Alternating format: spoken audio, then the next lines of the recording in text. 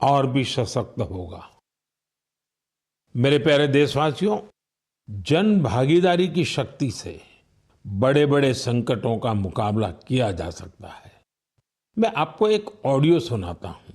इस ऑडियो में आपको उस संकट की भयावहता का अंदाजा लगेगा। वो संकट कितना बड़ा था, पहले वो सुनिए, समझिए। आखिर ये जो जुल्म हुआ 2 साल तक, जुल्म तो 5-7 साल से शुरू हो गया था, मगर वो शिखर पर पहुंच गया है 2 साल में, जब इमरजेंसी लोगों पर ठोक दी और अमानुषी बर्ताव लोगों के साथ किया गया। लोगों के स्वतंत्रता के हक छीन लिए गए, अखबारों को कोई स्वतंत्रता न रही, न्यायालय बिल्कुल निर्बल बना दिए गए और जिस ढंग से 1 लाख से ज्यादा लोगों को जेल में बंद कर दिए और फिर अपने मनमानी राज की ओर से होती रही, उसकी मिसाल दुनिया के इतिहास में भी मिलना मुश्किल है। साथियों, ये आवाज देश के पूर्व प्रधानमंत्री श्रीमान मोरारजी भाई देसाई की है। उन्होंने संक्षेप में लेकिन बहुत ही स्पष्ट तरीके से इमरजेंसी के बारे में बताया। आप कल्पना कर सकते हैं वो दौर कैसा था। इमरजेंसी लगाने वालों ने ना सिर्फ हमारे संविधान की हत्या की, बल्कि उनका इरादा न्यायपालिका को भी अपना गुलाम बनाए रखने का था। इस दौरान लोगों को बड़े पैमाने पर प्रताड़ित किया गया था। इसके ऐसे अनेक उदाहरण हैं जिन्हें कभी भी भुलाया नहीं जा सकता। जॉर्ज फर्नांडिस साहब को जंजीरों में बांधा गया था।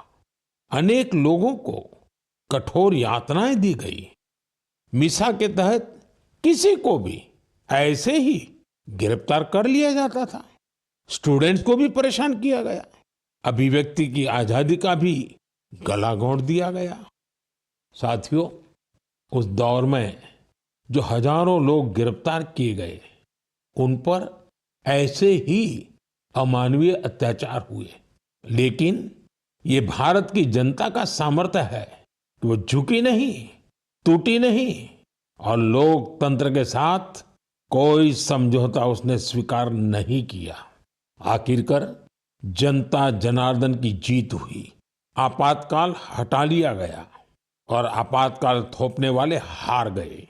बाबू जगजीवन राम जी ने इस बारे में बहुत ही सशक्त तरीके से अपनी बातें रखी थी। बहनों और भाइयों, पिछला चुनाव नहीं था, भारत की जनता का एक महान अभियान था।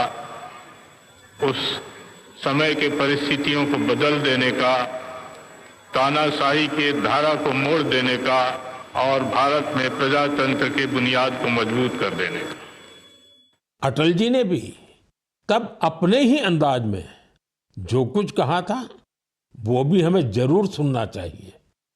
बहनों और भाइयों, देश में जो कुछ हुआ उसे केवल चुनाव नहीं कह सकते। एक शांतिपूर्ण क्रांति हुई है। लोक शक्ति की लहर ने लोकतंत्र की हत्या करने वालों को इतिहास के कूड़ेदान में फेंक दिया है। साथियों, देश पर इमरजेंसी थोपे जाने के 50 वर्ष कुछ दिन पहले ही पूरे हुए हैं। हम देशवासियों ने संविधान हत्या दिवस मनाया है।